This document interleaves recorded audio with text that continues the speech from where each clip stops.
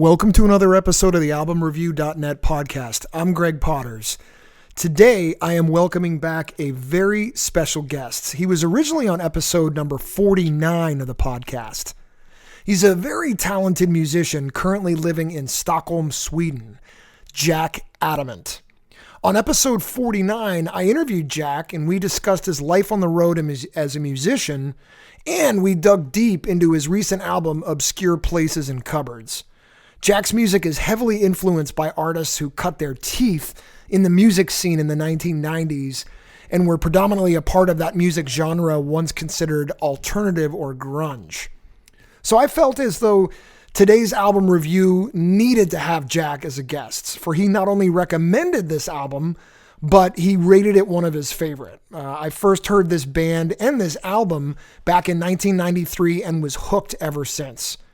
Today, we're going to review Dinosaur Jr.'s fifth album, 1993's Where You Been.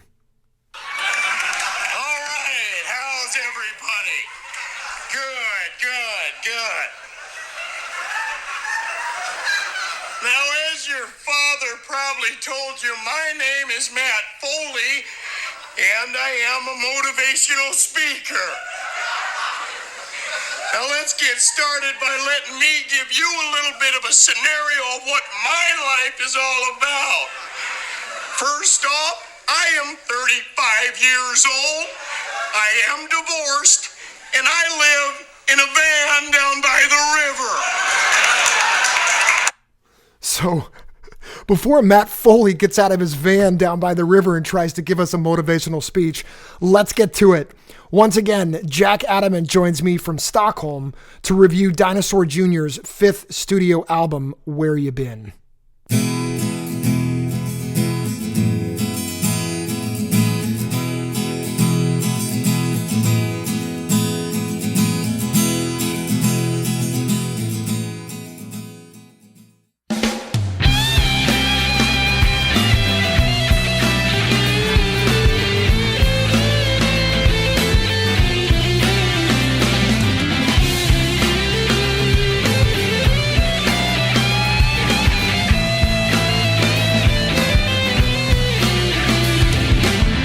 I'd like to see you in the morning, in the evening, but you need a warning. I'd like to see you, it's a last ditch. Come on, you gotta, I ain't saying there's not a come on out now, it's the only way. Can't fake I know how. Is that all you gonna let me say? Jack, Hi, Greg. how are you, buddy? I'm really good. Good. How about you? I'm great. I'm I'm just- great. There you are. Here we go. Oh, look at that. Yeah. That's awesome. I got it here too. I got it right here. I Wow. was just Brilliant. listening to it. Yeah, I've same been here, listening same to here. it, and I found their most recent album, which is not that recent, but came out 2 years ago. 2 years ago, yeah, 2021, All and, right. and I really like it. I didn't even know that it came out. I guess I hadn't been really following them. And Sweep It Into Space, yes, 2021. Sweep It Into Space. Yeah, Yeah, that exactly. one. So I like that album a lot. Anyway, so how you doing, man? Yeah. It's been a while. I've obviously been watching all your posts and looking at all your posts and still listening to your music. I was working out earlier today and I was just going back and listening to your album again. But how are things going? Oh, recording, man. It's mainly like writing new songs and be ready to release something maybe next year. Okay. All We'll right. see. Have you released any songs post the obscure record? obscure places and cupboards? Oh, no yet. Okay. No yet. Okay. But we had a few demos right after the release. The date we released the record, and then we have been mainly writing and recording, and so it feels like probably it's time to have a new single. Yeah. Please let me know, obviously, when you do or when you get close Yeah. to releasing I think it. on Sunday we're gonna have a chat with the drummer, and we will discuss a little bit. because we also made like we did a cover of Friday I'm in Love by The Cure. Oh yeah, I love that song. Yeah, Yeah, in our style. So probably we are planning to release like a sort of EP, maybe that one, with a new song actually, I love it. Yeah, with a let new me know. single. Yeah, How are will things be in fun. Stockholm? Ah, it's chilled. It's getting colder. The Yeah, temperature is dropping a lot, I should yeah, say. same here. But yeah, but there are a lot of other things happening. Still a big city, and the music. I've been connecting with a lot of bands.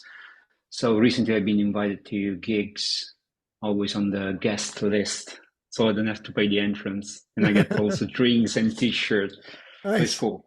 Yeah, yeah, it's good to have a connection with other musicians. What about you, Yeah, man? How things going there? working. Just it's been since I think the last time I we communicated, Mm. a lot's been growing, but it's been really busy, but it's good, right? Busy is always good, but I am looking for a little bit of some quiet time. It's been very busy, which I can't complain. But I'm So, listening to your podcast a lot. I oh, think thanks, man. Yeah. the reviews are excellent, Thank really you. high quality. Thank you. And recently, I was listening to Soundgarden. I think you did a Yeah. review about Yeah. Soundgarden, and Motorfinger. yeah, that one. I'm glad you're joining me today. It's really good to have you on the podcast again. So we're going to do, and this was Jack's recommendation the last time we talked.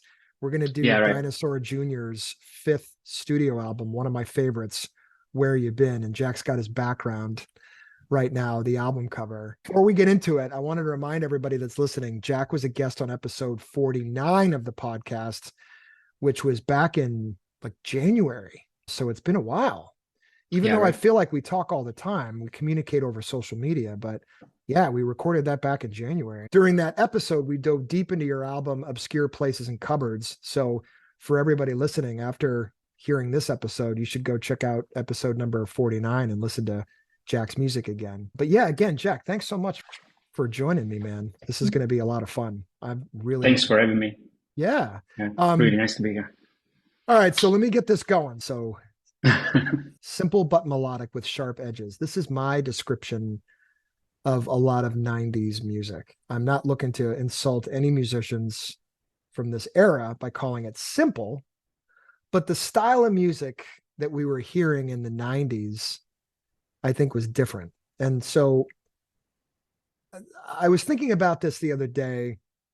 I was thinking about fashion, and I always wondered what makes something stylish.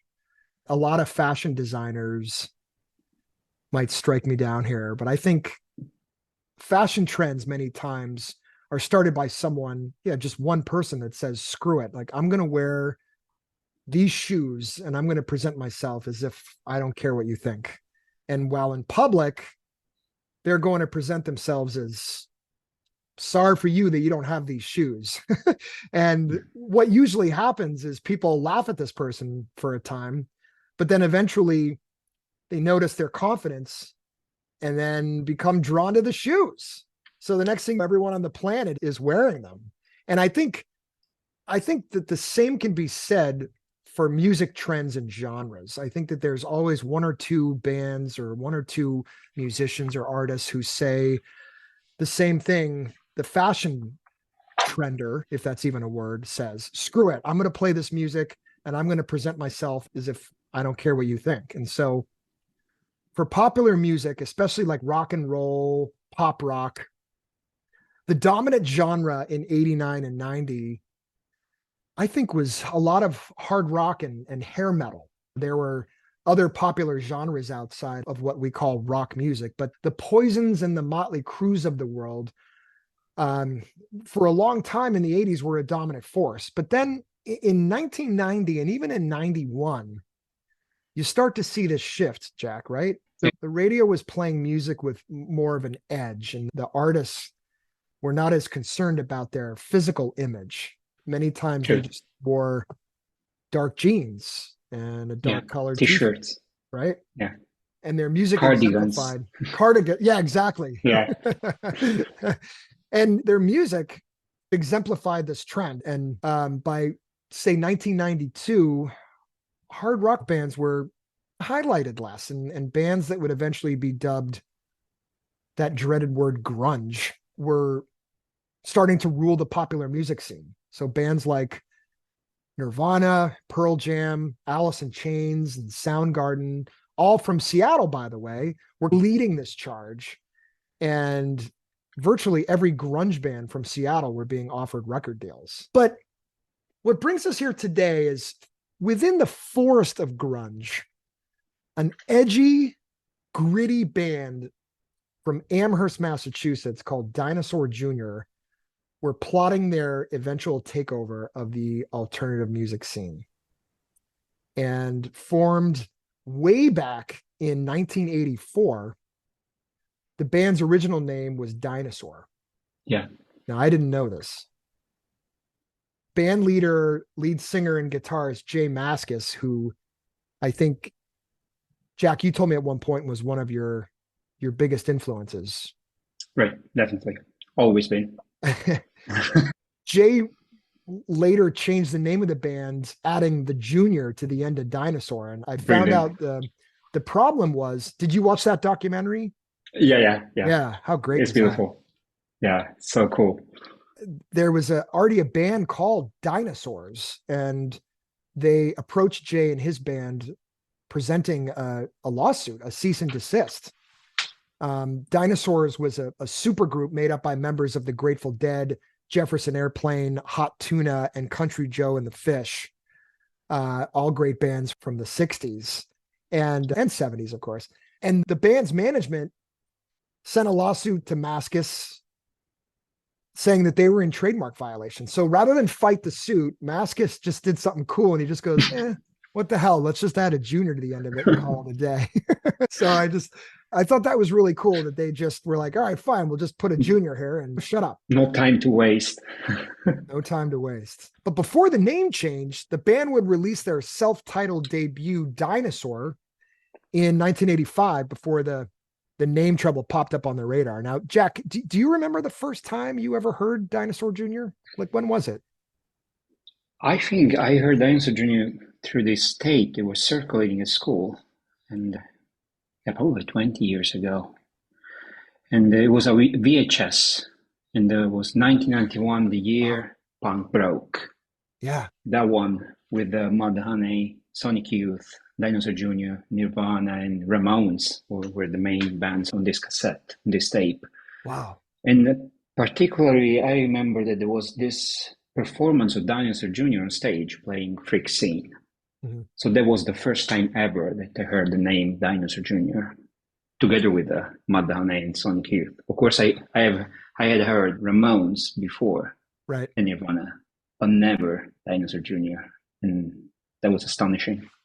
And what drew you to the music? Do you remember? Was it just, sometimes we can't explain it, right? But sometimes, I want your opinion on this, like sometimes I have to hear some music over and over again. Like I wasn't a fan of, I'm just thinking of one that comes to the top of my head. Like I wasn't a fan of Alanis Morissette when I first heard her in the 90s, but as the years progressed, I became more interested. Something hooked me. With Dinosaur Jr., was it right away or did it take some time? What do you remember? What kind of hooked you? The guitar, they were pretty loud, I remember. They were not really paying attention to the singing in tune or playing the right way according to standards. Right. And of course, I compare them straight away to Nirvana and Smashing Pumpkins, and I think, oh, this sounds a little bit more dirty. Dirty, it's a great word. Yeah.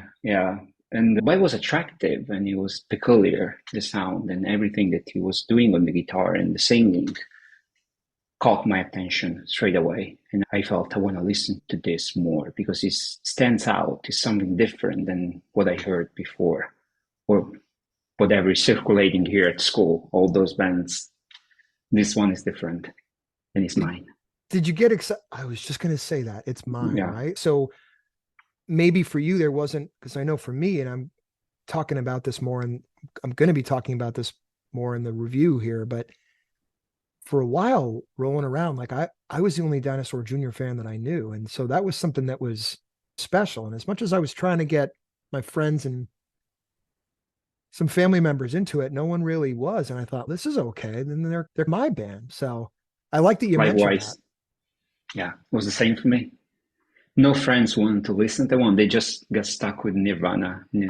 Then Right, right, right. Offspring, I think, was the other main one. Oh, But they didn't like Sonic Youth or Dinosaur Jr., let alone My Bloody Valentine, for example. another good one. Yeah. I was thinking about this during the view, and the two bands that come up to me that are and I hate to use the term again, if you have a better one, but like alternative that they kept using in the 90s.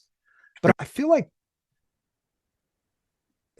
on the radar, Jane's Addiction, the two bands that come to me, Jane's Addiction and Sonic Youth, were like the start. When I got into Nirvana, when I got into Pearl Jam, and then I started going backwards.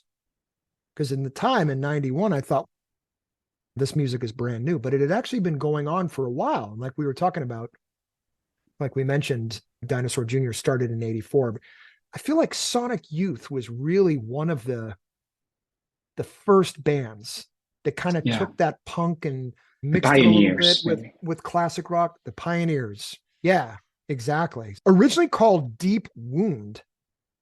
The band Right. formed in Amherst, Massachusetts in 84, and they later, of course, changed their name to Dinosaur, I believe, while they were attending the University of Massachusetts campus in Amherst. It was still Lou Barlow and Jay Mascis. Yep. And UMass Amherst is a place that I frequented in the mid to late 1990s. I grew up about an hour and a half east of there. And I would go there a lot visiting some of my friends that were going to college.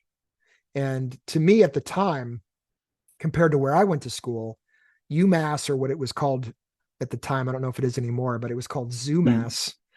It was a completely different world. There was a vast, wide campus, so spread out that they had buses from one end of campus to the other.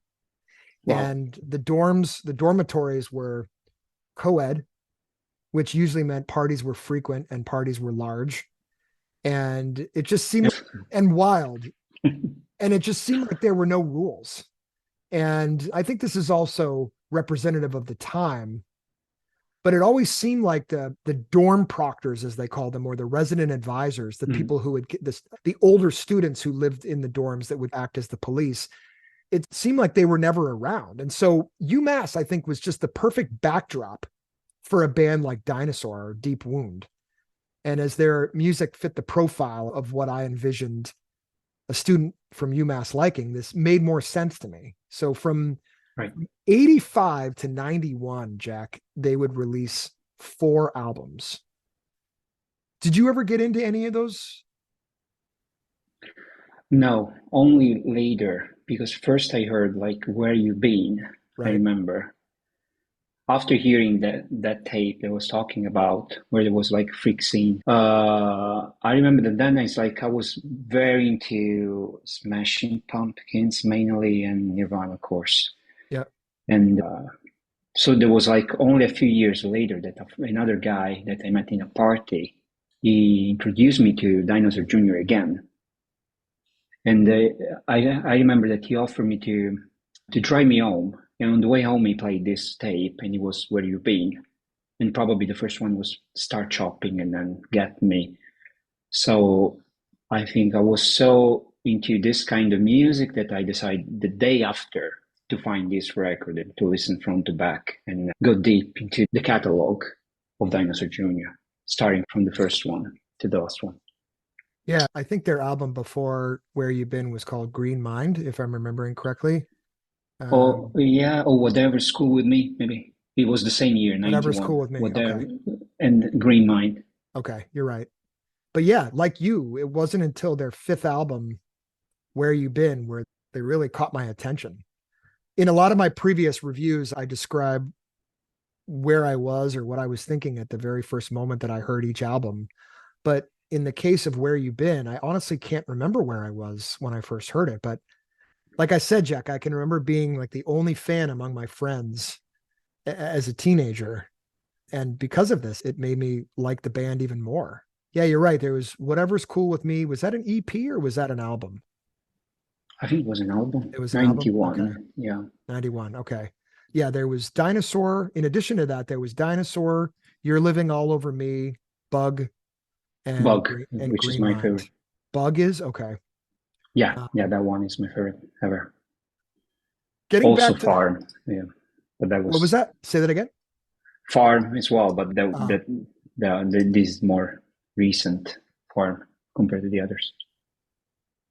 Getting back to the fashion trend topic, like those kind of off-center Yeah, shoes I was referring to earlier, the band leader Jay Mascis brings a really unique sound to the band, and Jack mentioned it. His voice can be considered to contain what I would call vocal fry. If you don't sounds know what I good. Yeah, mean, it sounds like uh broken or and by 93 I was really deep in my investigation phase of music. So bands like Anthrax, White Lion, Warrant, bands that I had been into previously weren't as interesting to me anymore at the time. I still listen to them, but after being knocked over the head the first time I heard Pink Floyd, I wanted to explore the dark side and go deeper into music. And I wanted to check out what this alternative music thing that everyone was talking about was really about. I wanted to sit in a room and ask everyone what they were listening to and what they liked, and then go in the opposite direction. And of course, yeah, yeah. I soon realized that I yearned for more like-minded fans of these groups that I discovered late afternoons or late at night after a few drinks. So, but I don't know about you, Jack. I think this was a growth phase. We were maturing. For you, this might have been the first music you were into, but I think as kids, we gradually mature with our tastes. Yeah, I had heard about Pearl Jam for sure, Soundgarden, Chris Cornell, and and Nirvana as well. So comparing those vocalists to Jay Mascis was a massive difference. Right. Yeah, for sure. But it was so special for me, the way he was singing, very different than the others, that was attractive. And that's why I kept listening. That's a good point. I'm the same. By then, the kind of teased up hair and the leather pants didn't impress me like they did when I was a kid. They Mm, hooked me, that bad boy look. And this music had one thing in common, and it was obvious when you listened or when you watched on MTV. It was all about the music, right? Not about the show. They weren't dancing around and having fireworks and explosions on stage. yeah, yeah, It was just simple. it was simple. Yeah, and that's what I Yeah. meant earlier. It was about the music and only the music, and that's what really turned me on and inspired me to tune in and drop out. Not literally, I Mhm. didn't drop out of school, but I just explored music more. So, yeah, Jack, you touched upon why we gravitated to music like Dinosaur Jr., and that's I think why you and I connected so long ago, that we have a mutual respect for music where it's just really all about the music. Part of the beauty of that MTV Unplugged show that used to air was you take a band that was a lot of times heavy and electric and they'd strip down. And it was like, okay, to me, that was the Mhm. test. Can you strip down? Can you get just with a bunch of acoustic guitars and acoustic bass, no effects? And how good does your music sound without all that technology and distortion Yeah. production? Getting back to the album, it was released on February 9th, 1993.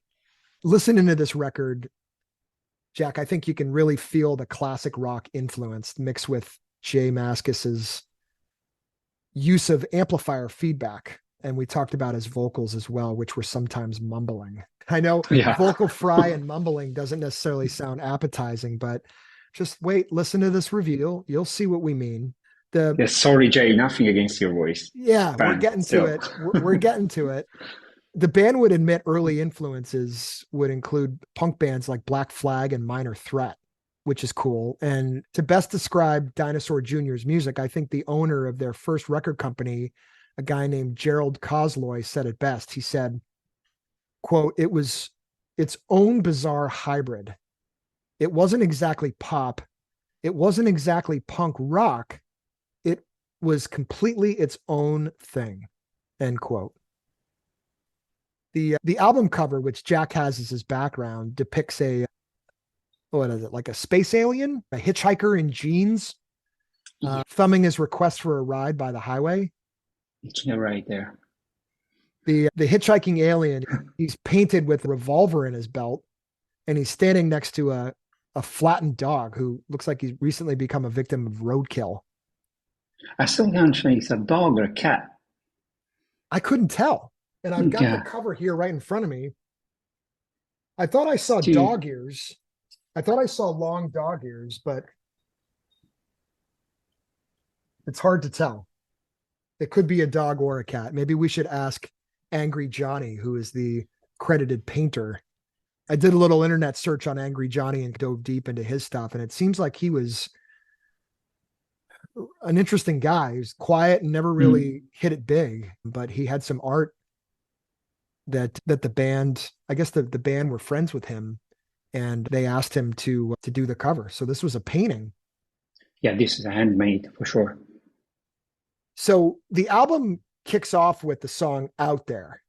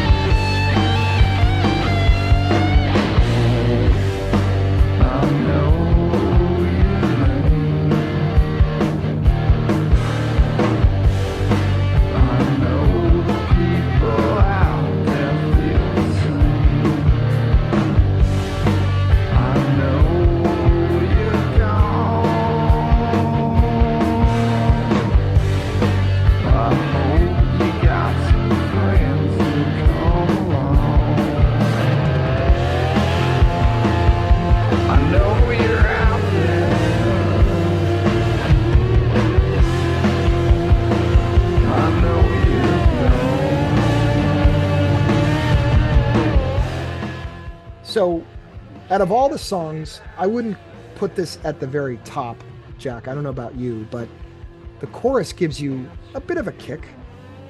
I don't know. What do you think? I understand why the point of putting Out There as the first one. They want to give you the idea of what the listener would find in the record, maybe. Because like there's a little bit of everything. Heavy guitars, Right. Jay abusing the whammy bar, solo parts, and I think the vocals there to have that kind of sort of chorus effect, they've been doubled for sure. Yeah, I was just going to say the same thing. Yeah. It was an example of what was to come, right? That's the impression that I got when I listened first time Out There. And at the very end, you have those orchestral elements like piano and church bells. Right. Yeah. There were a lot of other. Oh, sorry. Go ahead. No, I feel it feels like he includes all those elements that they will be spread out in the entire record later on, bit by bit. They have, in addition to Jay. For this album, it was Jay, Mike Johnson, because Lou Barlow had left the band. Yeah. Murph was still with the band, but in addition to that, they had a backing vocal, a woman named Tiffany Anders. They had a tambourine. Get me. Yeah. They had a violin and a cello. So that provided a lot of that like orchestral pieces that you were definitely talking about. Which truly reminds me of. I don't know if it was the same for you. First time that I was hearing all those orchestral elements, especially church bells or low-key percussions, I was thinking about Siamese Dreams by the Smashing Pumpkins. Yeah. It was also they're the same kind of elements. It was. We could even go into after Gish. Yeah. They really took that next step, Smashing Pumpkins, and added a lot of that sound into it without making it sound too much like a symphony. Yeah. They still had that edge to them. You mentioned that. We should talk about that in further length sometime. But I really feel like after Siamese Dream, that was when they really started to get orchestral. And I'm sad to say that I wasn't as into the albums after that, whereas Gish and Simon's Same here. Dream. Yeah. I think Yeah. we have a lot in common in terms of that. It's just, Yeah. I saw them in concert last year, Smashing Pumpkins, and just the direction that they've gone. I wish they had played a little bit more off those first two albums. And what I liked about Dinosaur Jr. is they broke up for a little while and they're back. They're actually on a world tour right now, but their more recent album, it's still the roots of the same music. Yeah. Which I love. Sweep into Space. Yeah, sweet. Yeah, I'm gonna keep forgetting that, but yeah, I've had that on my Spotify feed for the last week, and just listening to it in the car. And so after listening to Where You Been, I certainly recommend people out there listening to this. Now, if you've never heard Dinosaur Jr. before, and you're planning to convince your friends to get into them, Jack, I don't know about you, but the first one I would go to out of all their songs off of every one of their albums is Start Chopping. Yeah, nice one. Yeah. It's I see your definitely point. one of their more radio-friendly songs. Yeah. But it's very riff happy. I know that the melody hooked me. When I first heard it in 1993, it was somewhat of a radio hit. And although it includes Jay's screech and howl, the goodbye. Yeah, very pitchy, that one. But I thought Start Chopping was just really solid. It's a grunge rock and roll song.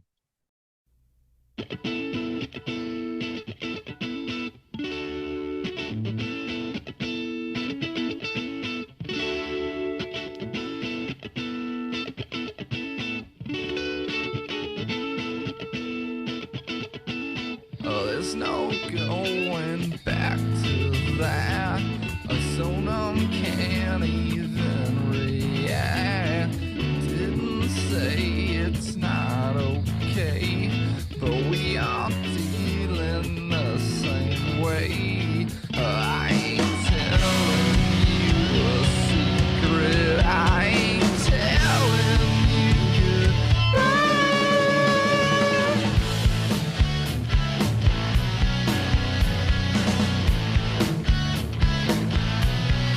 It's the last thing on my mind. Still you won't let things unwind. Spin it tight around your head.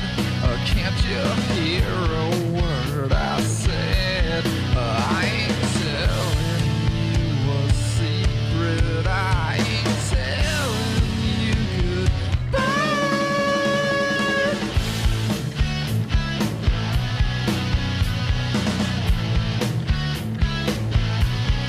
When you call, it's just not fair. It's the last thing you should share. I can't deal, I'll let you know. Still, I wish you let it go. I ain't telling you a secret. I ain't telling you goodbye. I'm telling you for one last time. It's not just you. That has a lot of happy vibes all the way from its roots to its core. And Jay named the song, I read, after a comment he had made to the producer during the recording session. They were putting together a bunch of different takes. And of course, as in the 90s, bands that recorded, they were actually recording on actual tape. Yeah. And cutting the tape, exactly. Cutting it or chopping it up to piece together the best parts. That's how they mixed it and mastered it. And so at one point in the studio, Jay told the guys to start chopping, which eventually gave birth to the title, which I thought was cool. Jack, Start Chopping, was that, when you heard that, were you, this song is going to bring in too many popular fans? I really prefer more of the B-side tracks. What are your thoughts about the song Start Chopping? For me, I was happy to finally they had like a song that could attract more people to their music. And so from my perspective was like point of view, I could have like more friends to talk about Dinosaur Jr. Instead of having go every time like trying to pitch someone about music and about Dinosaur Jr. and they had no clue about this band, and then you have to explain. But apart from Start Chopping, I will definitely play Get Me to first fresh listener that never heard about Dinosaur Jr. because it's very melodic as well. But it's right. Star Chopping really represents it's very melodic as well. There are clean guitar riff in the beginning. It's not very heavy metal with a heavy distortion that will scare you off. Yeah, it's so interesting because it's got such a catchy riff, and so I can see it drawing in popular fans. But then when they hear Jay's voice, maybe there's a lot of people that thought, "Oh, I don't know if I like that." Yeah, Whereas that drew me closer to it. But there is a massive solo at the very end. That one is beautiful. It is. The song takes a complete turn. Jack, I'm so glad you mentioned that. The song takes a complete turn, and I think pulls you in even more. I'm already tapping and bobbing my head, moving my head around, and then the guitar solo comes up, and I'm even more invested. So as the song comes to an end, What Else Is New is another strong track, I think. I think it's a very honest song containing Jay's lyrics about whether it's him or someone he knows, their last-ditch effort to save a broken relationship that's on the verge of collapse. And just when you think it can't get any better, similar to Start Chopping, it ends with not necessarily a solo, but What Else Is New ends with this beautiful melodic acoustic guitar that just whisks you off into the clouds.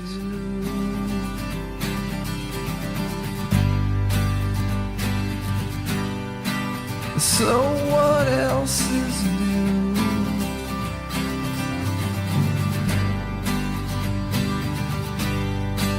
Won't you give me some?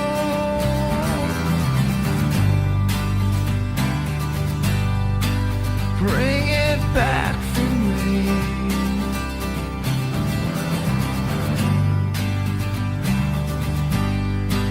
Won't you come and sleep?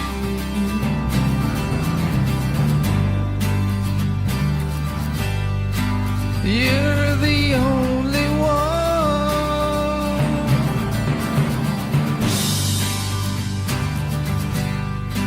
You're the only one.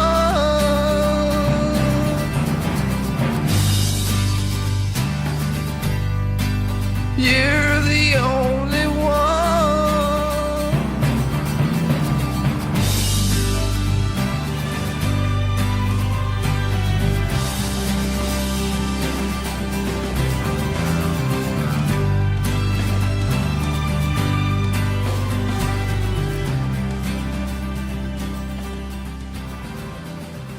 I like how the drums drop Just drop right off. and give space to the acoustic guitar and bass as well. Yeah.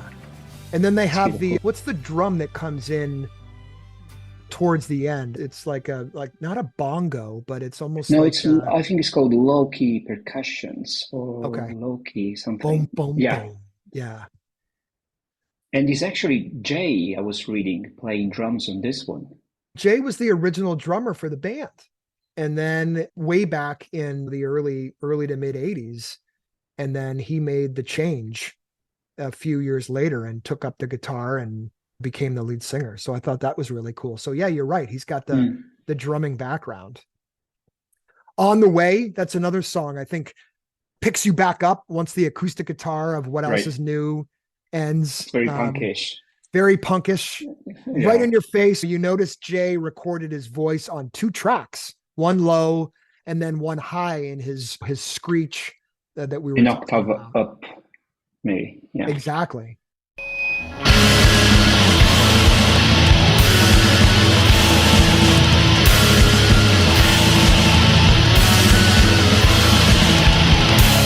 I'd like to come and see you,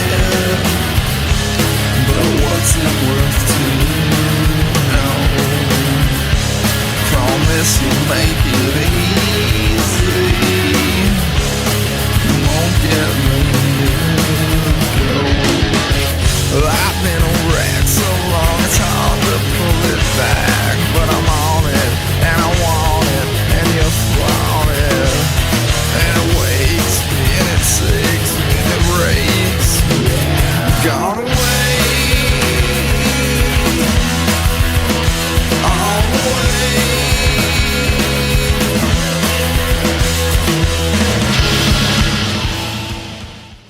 seems to be a theme on this record, Jack. This was also the first time bassist Mike Johnson joined the band and recorded an album, because Lou Barlow had left prior to this. And I think he was kicked out of the band, Lou he Barlow. was kicked out, that's right. Yeah. Also in the documentary he says it. In the documentary, they showed there's footage of one particular gig where they were literally fighting. They were fist fighting on stage. Yeah. I couldn't understand if they were joking or they were actually serious about it. I feel like when I saw it last week, and I feel like they said that was real. Like they were really at each other's throats. So there's another famous documentary. I mentioned it in so many episodes, the Eagles documentary. And I don't know so much video, but there's audio recording of Don Felder and Glenn Frey just outright cursing each other out on stage in the middle of a concert. And with each other. Straight up. Yeah. But at this point, in this situation, Jay and Lou just had it out. So yeah, there was a lot of issues, and it's cool to know that Lou is back for the current world tour that they're on. But I really liked On the Way, and I really liked, despite missing Lou, I liked Mike Johnson. I thought he was a good fill-in, not only with his bass, but just with his backing vocals, and he also contributed some guitar and piano to the album. So it's very clever the way he plays the instruments, because as you said, he plays piano and guitar as well in this record. But with the bass, mainly, he's serving the song. It's a different way of playing bass compared to Lou. They're totally two different styles. The style that Lou has in playing bass is very unique. Something that always inspired me, and I love the way Lou sings as well. His vocals, they're magical. But in this record, Mike Johnson plays bass really well. I really like it. Do you remember? I can't recall who Mike played for before Dinosaur Jr. What band did they find him from? I don't know either, but I know that he was a songwriter and multi-instrumentalist. He looked like he had a punk background, and I saw him in concert at Lollapalooza back in '93, and I just remember finally getting to the spot where I was standing, and the band kicked out with Start Chopping, and I just went crazy. And I remember I was standing right in front of Mike and just enjoying the show and enjoying his bass playing. Does it say? Can you find it? I'm reading that actually he was involved in bands like Queens of the Stone Age. That's right. That's who it was. Reason. That's right. Yep. Okay. You know what? I knew that. I remember writing that down. So I didn't know this. So now, before Mike, listening to early Dinosaur before they changed their name, I got to admit, the music didn't really grab me, Jack. And, you mean the first record and Bug? Yeah, first record just didn't, But one thing was certain: these guys were definitely cutting edge. In '84, I mean, I think of the Police, and I think of Duran. I think of bands like that really dominated MTV. And as a kid, way back then, that was really my primary source of music, was MTV and the radio.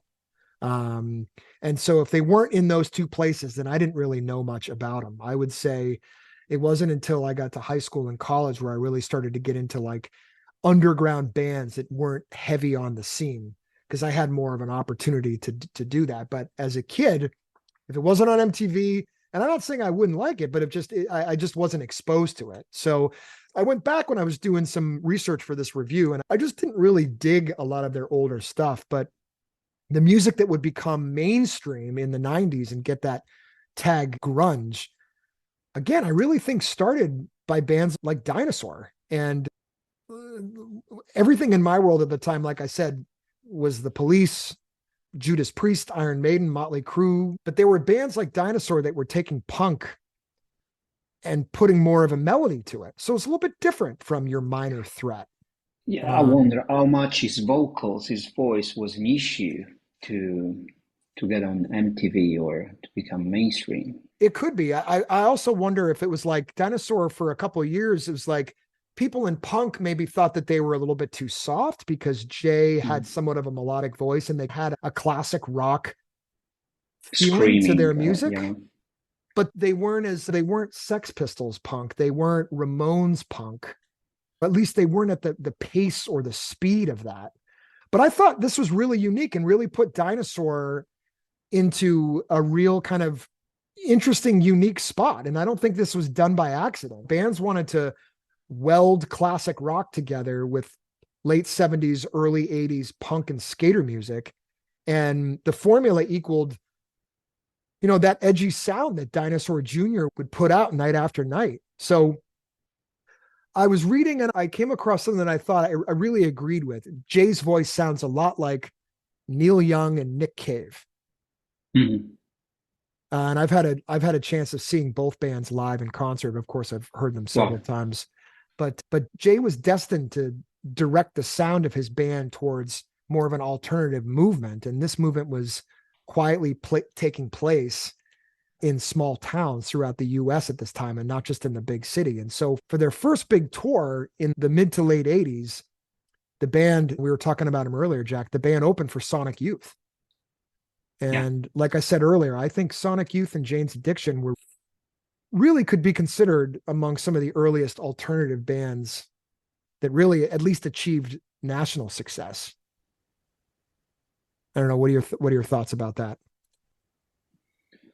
Of course, especially Sonic Youth, the way they were expressing themselves through music and the way they were experimenting with music was totally different than the way Pink Floyd were doing it. It's a totally different approach. When going back to the documentary about Dinosaur Jr., I remember Jay Musk saying that the plan was to assault people with a really loud sound. I love it. Assault people. Yeah, so it's like hurting people. So it's a different approach. I don't know. It's like it's more than punk. Yeah. Something extreme. When I first heard Dinosaur Jr., my brain was like, oh, these guys sound a lot like Nirvana. They've been influenced by Nirvana, but it was exactly the opposite. It was during that time in the late 80s that bands like Nirvana took notice of Jay and Dinosaur. You and I, during this review, have been talking about that documentary. The name of the documentary is Freak Scene, the story of Dinosaur Jr. And we talked about bassist Lou Barlow and Jay fighting. You can see all that on this documentary. I think you can find it at no cost. I found it on YouTube. And again, as Jack and I had talked, by 87, after years of touring, Lou and Jay just grew really tired of each other, and things came to a head that one night when Lou, what they said in the documentary, Lou was just playing one note during the whole song, and he wasn't changing. Yeah. He wasn't making any changes. And that really pissed Jay off, and they had words, and then they started fighting. So as we mentioned too, Lou later, what was that? Go ahead. Hilarious, I said. Yeah, it was. I mean, it was a little sad, but I mean, I'm not surprised. Like, this stuff happens in bands all the time. This actually brings up a good topic. I had some fairly serious disagreements in my band. Yeah, same for me. Yeah. Did you guys ever come to punches at all? Almost. Yeah. It's a passionate thing, right? These are your brothers, or in some cases, if it's male, female, these are your brothers and sisters. Or of course, if you're Mamas and the Papas or Fleetwood Mac, it's brothers and lovers. But for me, the band that I was in, we were brothers, and we fought a lot based on direction, and it's bound to happen, right? So it doesn't really surprise me anymore when I hear stories like this. Like we were saying, Lou would later leave the band sometime around 87, 88. But they eventually released 2 more albums before that would happen, after this fight that took place. And around 1988, this was really cool, and I saw this in the documentary too, which I'm sure you did, Jack. Before their album Bleach was released, Kurt Cobain actually asked Jay if he wanted to join Nirvana. That's true. Yeah. This is wild. Yeah. And at the time, Dinosaur Jr. was a bigger band than Nirvana. So think about, Jack, like, what would have come if Jay had decided to ditch his true love, his band Dinosaur, and go and join Nirvana? Like, who at the time, Nirvana wasn't on anybody's radar. As we saw Jay turn Cobain down, and in fact, I think I saw he turned him down twice. And then he went on to build Dinosaur Jr. back up and keep that train rolling. But Jack, Yeah. who knows how music would have been shaped Yeah. if History. if Yeah. Jay had actually left Dinosaur, disbanded, and joined Nirvana. Yeah, but it was tough, I think, as decision to take because we are talking about two big leaders like Jay and Huge, Kurt. huge. Yeah. So I don't think how can you merge those two leaders? How can you find like a balance between them? You're absolutely It's right. very I'm good. picturing it, and I think it's interesting because both we could dive down a rabbit hole on this one, but I think Jay and Kurt were both really they're introverts. Like, and if you like almost every interview I've seen of both of them, especially Jay, Yeah. he's looking down, or even after 40 plus years of having his band, he still seems shy in front of the camera. And I think Kurt He did a doesn't better say job. much. He doesn't say much. He's very relaxed and calm, and he'll answer your question very truthfully and honestly. He talks a lot like this, and I think it's very easy to fall asleep if you're listening to Jay Maskus talk. The pace is okay, but sometimes he start mumbling, so it's hard to understand. But then the guy gets on stage, he picks up guitar and he starts banging his head and he's ripping his guitar. And it's such a perfect example of a guy who just communicated through his music, and he just really couldn't communicate through his speaking voice. But when he got Yeah, up on stage and sung or played guitar, it forget it. changed. It The changed. switch. Yeah. Yeah, We talked about Mike Johnson, and you're right. Yeah, I did have this written down. He came from Queens of the Stone Age. And Mike fit in really well for the recording of this album. He got along with Jay and drummer Murph, and the band found some chemistry in the studio, which resulted in this album. Jack, you mentioned earlier Get Me, which I wanted to touch upon as well. It's a great song. I think it follows suit with the album's formula. By the time the album was released, by this point, 93, the band was really enjoying national recognition. And as I'm sure you saw in the documentary, actor Matt Dillon signed up to direct their music video for MTV for Get Me. yeah. I didn't know this. I had seen it on, No, me neither. Me neither. I saw it in the documentary too. and so we've said it a billion times, but for those of you who weren't around during this time, if you wanted national recognition as a band in the 80s and 90s, YouTube didn't exist. Like the internet, it didn't exist. The internet came around in the 90s. You were looking at it, using it to look things up. You weren't really watching videos. At least I It was wasn't. UFO technology. It was UFO technology. That's a perfect example. Yeah. So if you wanted national recognition as a band in the 80s and 90s, you had to create a music video. There was just no ifs, ands, or Yeah. buts. And then once you created it, you had to figure out a way to get it on MTV. So in the early 90s, for bands like Dinosaur Jr., I don't know if you remember this, Jack, they aired mostly on Sunday nights during a show hosted by Matt Pinfield called 120 Minutes. That was I really the heard about it, but I don't alternative. remember. Yeah, that was the alternative Yeah. show. It was Sunday night. Saturday night was Headbangers Ball, and that's where you could see metal. That's where you could see videos by all your favorite metal bands, and even ones that you've never heard of before.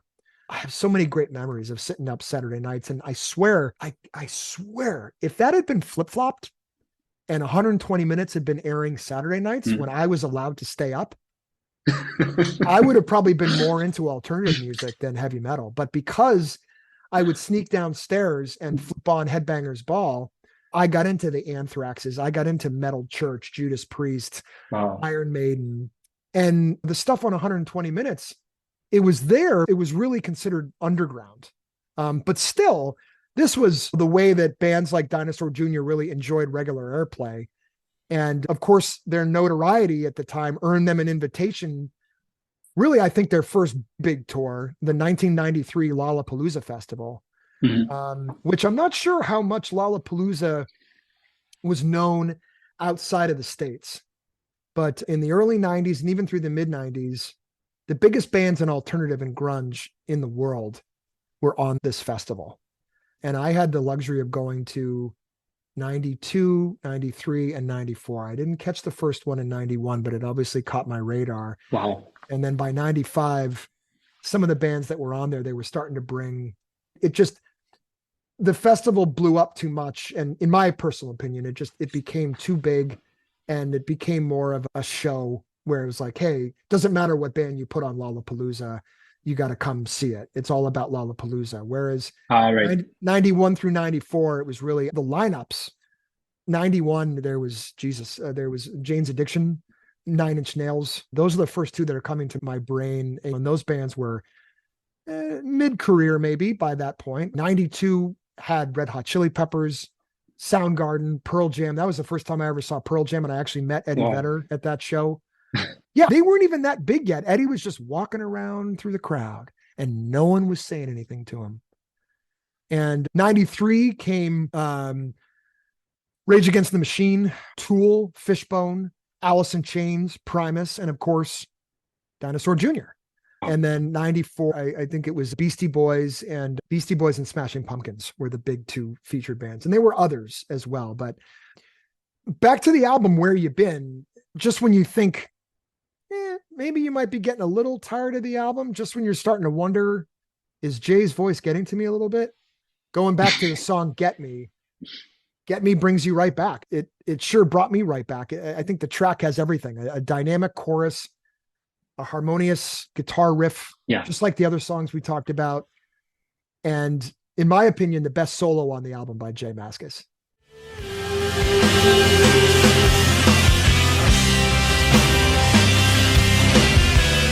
You're not gonna get me through this, are you?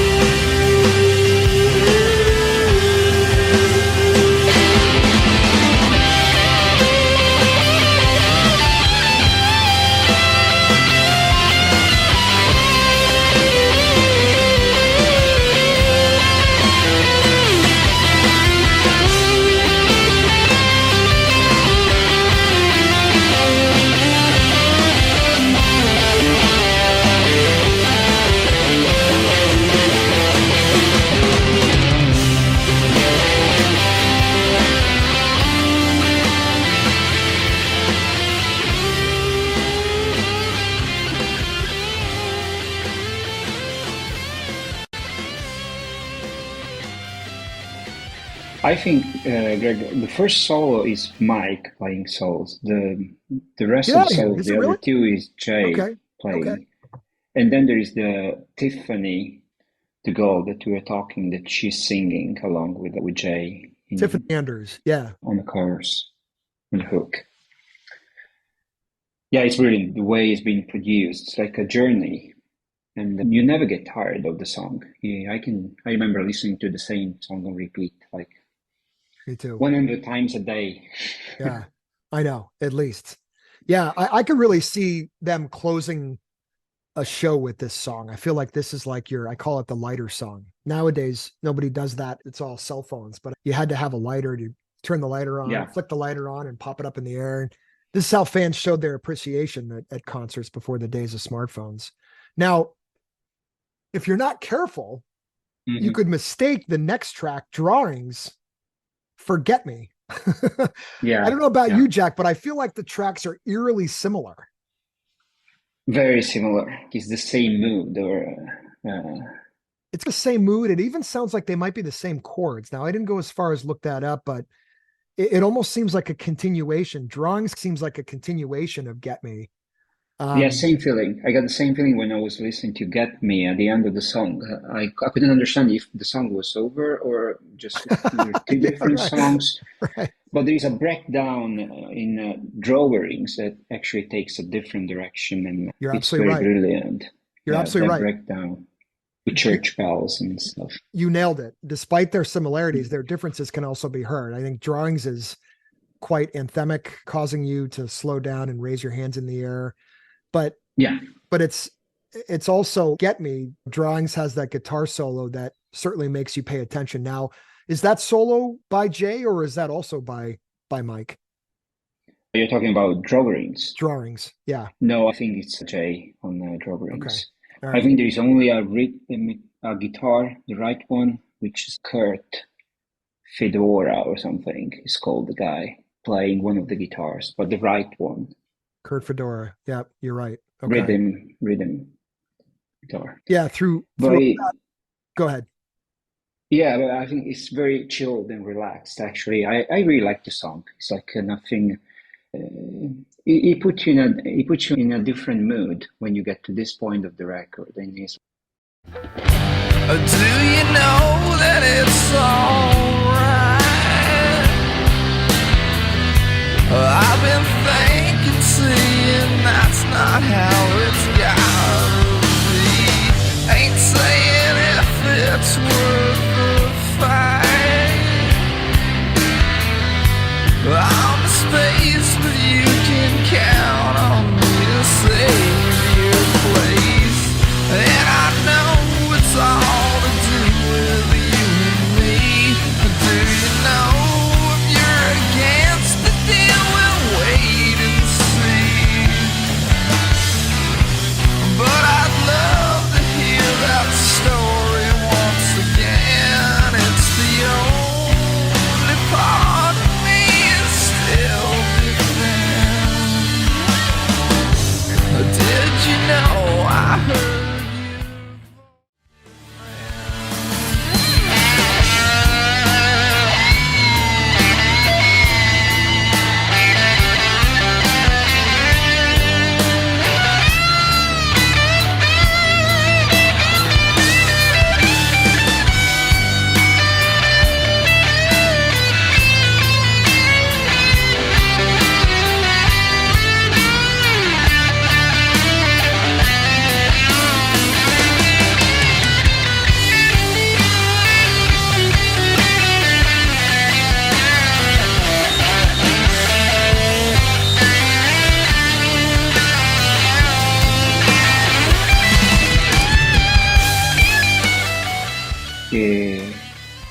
Prolonging the relaxing phase, or I don't know what to say.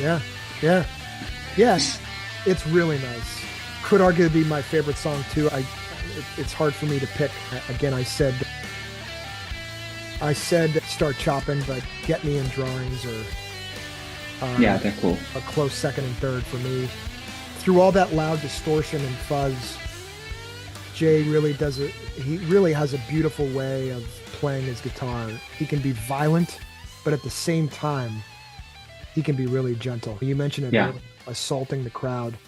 But again, this goes back to the point we were trying to make. It's like an assault with a melodic tone to it.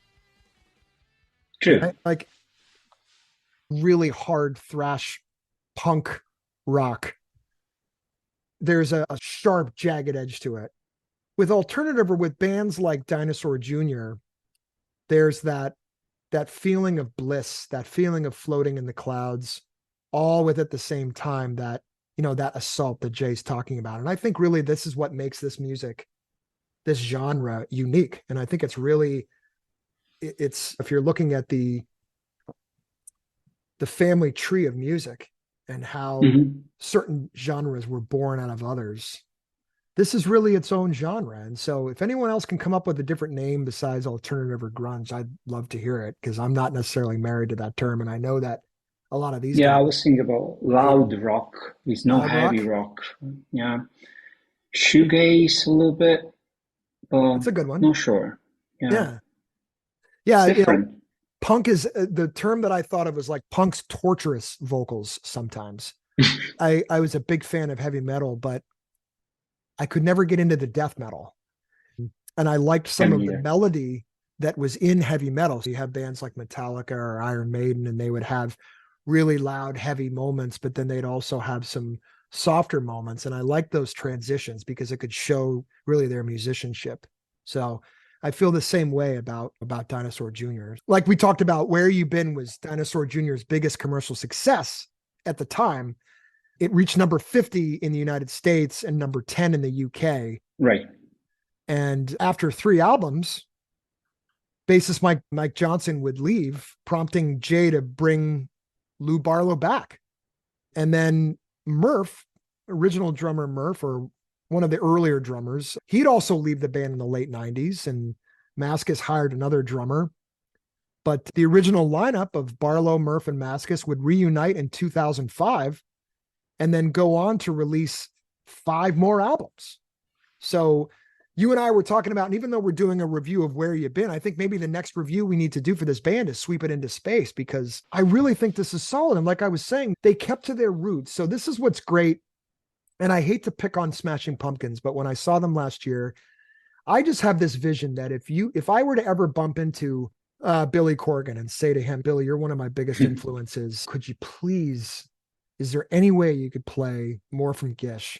I feel like he'd really get pissed off. Now, I don't have any factual evidence behind this, but Billy strikes me as somebody who wants to just really distance himself from that older, earlier music. There's Robert Plant, there's famous rumors. It's not even rumors, it's fact that like Robert Plant hates to talk about Led Zeppelin when you get him into an interview.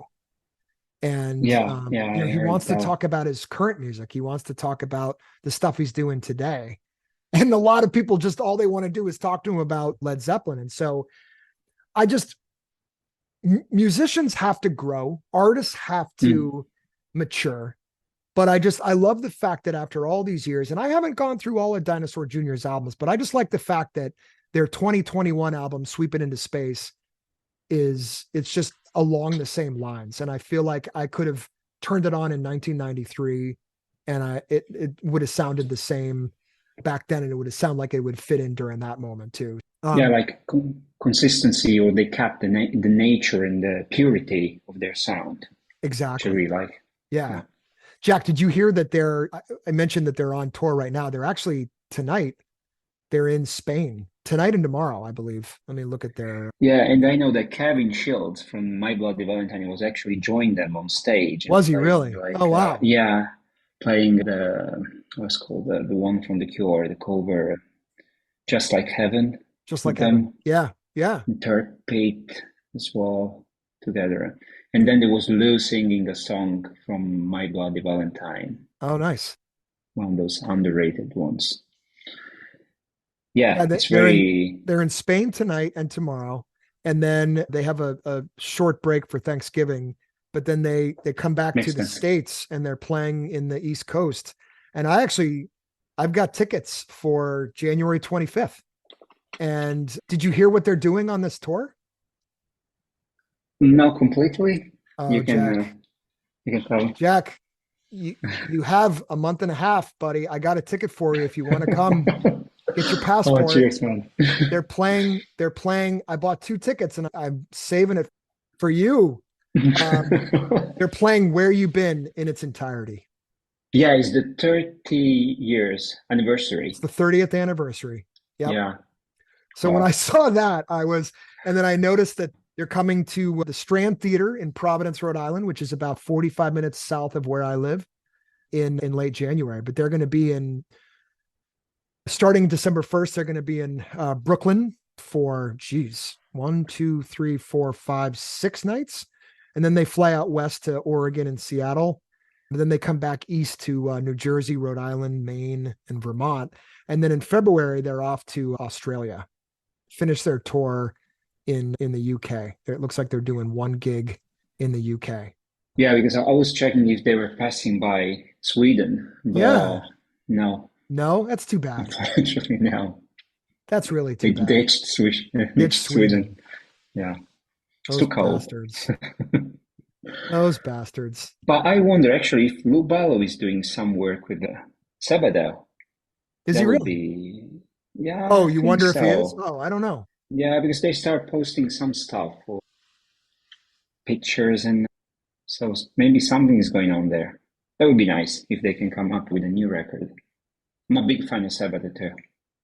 You know what? I got to go back and listen to them. I was listening to earlier today. I was working out and I was listening to our interview that we did, you and I, back in February. And you mentioned Sabado, and I've got it. This is like the 12th time I've heard them. And obviously I saw the documentary. The documentary really was educational, and it made it was really good. Kind of fall back in love with the band again. And then I dove into this review. I know there's a lot of fans out there of this band, Dinosaur Jr., and a lot of fans of this album out there. But here at home, I feel like I can still call Dinosaur Jr. my own. You know, when I bought the 2 tickets to the show, Jack, I've asked probably about 15 people, and I haven't had anybody say yes yet. So, so I'm optimistic that with your help, once we release this episode, we're going to get some more people, not only here in the US, but in all parts of the world. We're going to get even more people into Dinosaur Jr. But if we don't, that's okay, because they're always going to be considered our band, right? We'll keep trying. We'll keep trying. Yeah, if we do, great. If not, that's okay. I share my love for this band with you, Jack. And I wanted to have you on the podcast, not only because of your passion for Dinosaur Jr., but I think we can agree this band heavily influenced your music, Jack. And when we first met and you told me Jay, I thought exactly like that. Yeah. Exactly who I thought. And so when you said that, I was even wondering whether you had even heard of Jay Mascis before. But for those of you who are listening to this now, if you haven't heard Jack Adamant's music, you got to listen. So start by going to episode 49 of the albumreview.net podcast, and you can hear Jack and I talk about his music journey and all his success. You can catch him on all the social media channels as well. But you also got to go listen to his most recent album, Obscure Places and Cupboards. So if you're like Jack and I, and 90s music feels just like a blanket, keeping your soul warm and keeping your memories of the freedom you felt in the 90s alive, you got to go pick up this album, Where You Been. I can't say enough for how this music makes Jack and I feel, and it continues to make us feel today. For me, it was a simpler time, a less complicated time, where all I thought about every day was, God, when can I pick up my guitar and play? Jack, I just wanted to thank you again for joining me. And I really couldn't have done this without you. And again, I have to give you credit, because you were the one that came up with this idea. And for me, this is my favorite Dinosaur Jr. album, but I don't know. I'm going to go back and listen more to Sweep It Into Space this weekend, as it's Friday afternoon here, and it's Friday night. Jack is gracious enough to take part of his Friday evening out there in Stockholm and talk with me. And so cool. I can't thank you enough. I've loved the fact that even though it's been several months since we've either spoken like via Zoom, or it feels like I've been talking to you like every week as we communicate through social channels, and I see all your videos and everything. And I can't tell you enough how happy I am, how happy I am for all your success.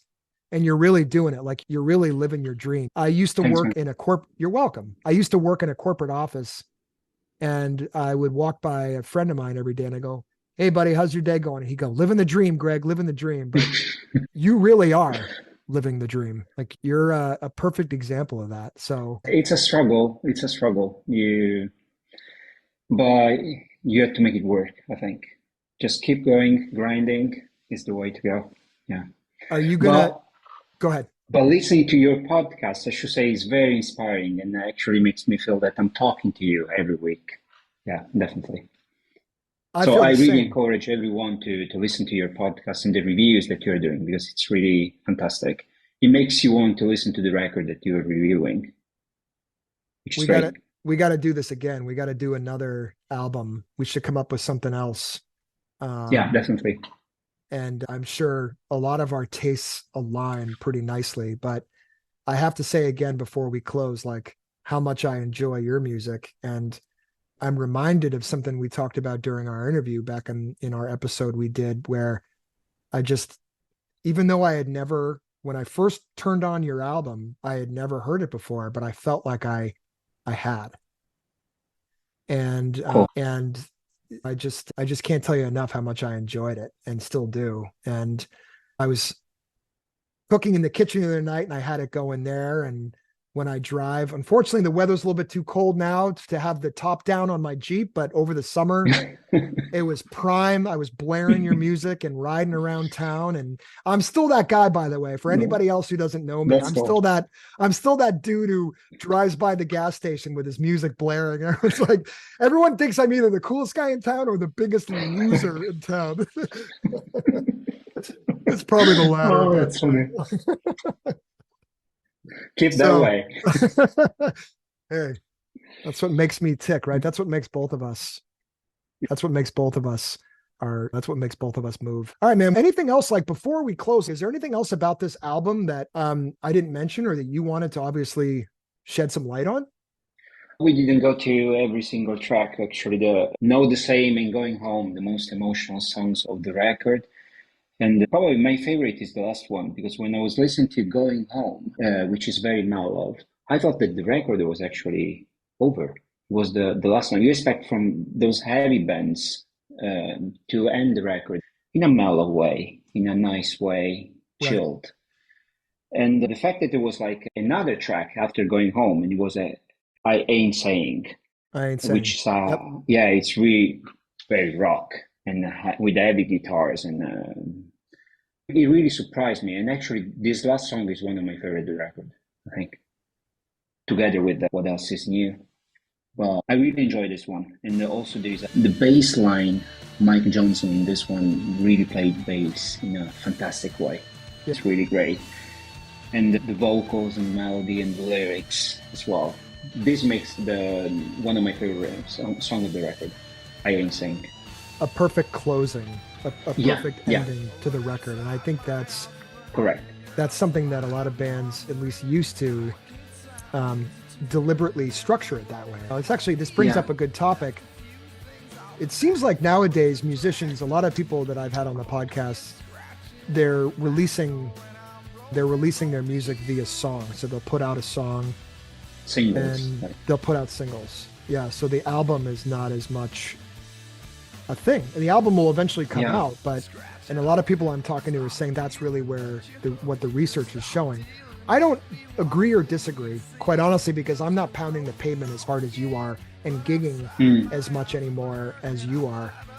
But I just like the fact that you put out a whole album, and you can still get the singles off of your album as well. But I have to admit, there's a piece of me that still really enjoys listening to the album. What were we going to say? Sorry.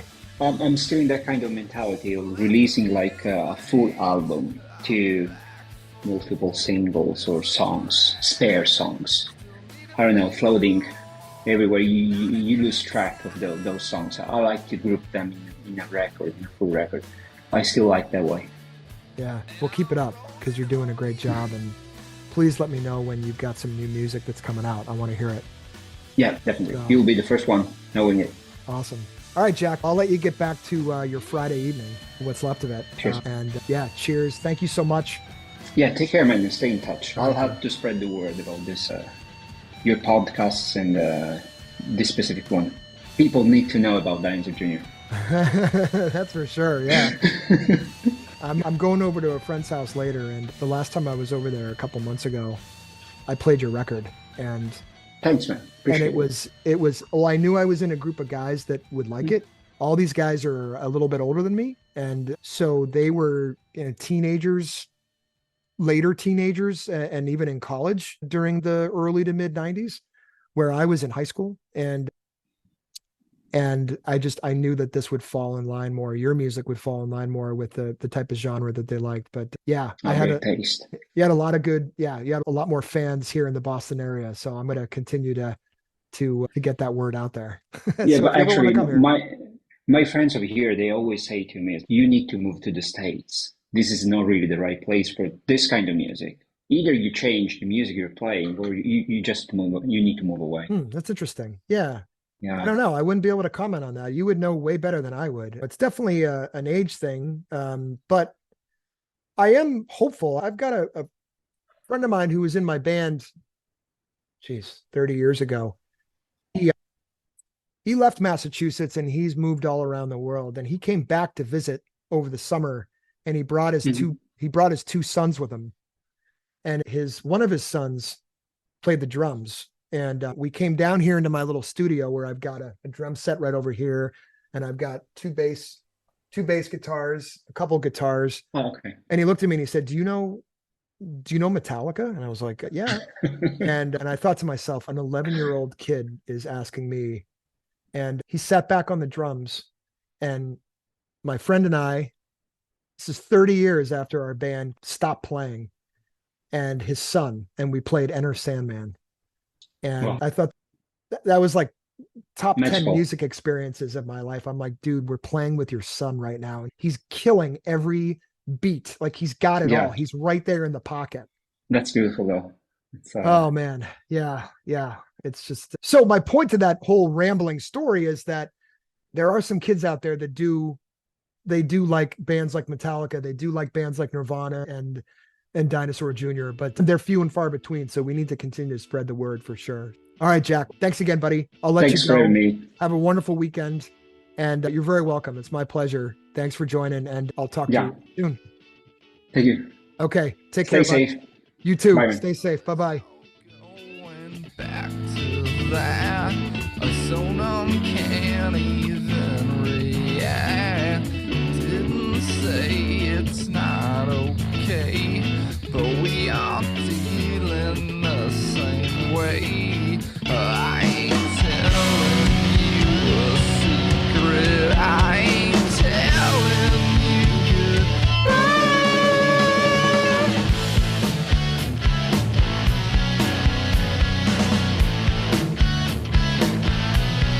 It's the last thing on my mind. Still, you won't let things unwind. Spin it tight around your head. Can't you hear a word I said?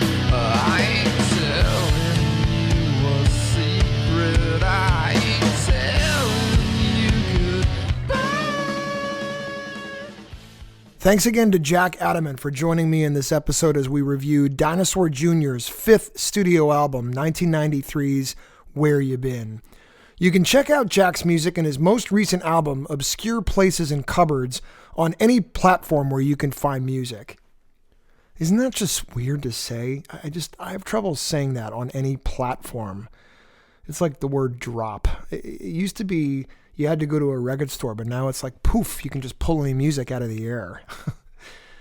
Anyway, you can check more of Jack's music out at jackadamant.com. That's JackAdamant.com. If you're interested in any of the albums or books I've discussed in this episode or previous episodes, go to albumreview.net and pick up a copy of your own. Listen to all my podcast album reviews at albumreview.net by clicking on the podcast tab. They can also be heard wherever podcasts are available. Please follow the show on your preferred platform so you can get regular updates on new episodes. And also, if you guys would be so kind as to pop a quick review or rate the podcast, that helps move the needle and get the word out there. I do want to hear from you too. Please email me your feedback, album review requests, and any questions you may have to gpotters@albumreview.net. That's GPOTTERS at albumreview.net. If you'd like to get regular updates on reviews, interviews, product, and music news, go to the homepage and join the mailing list. Visit our YouTube page and stay tuned for updates on Instagram, Facebook, and TikTok. You can find me at albumreview.net. All right, no more. We're done. Go home. Thanks for listening.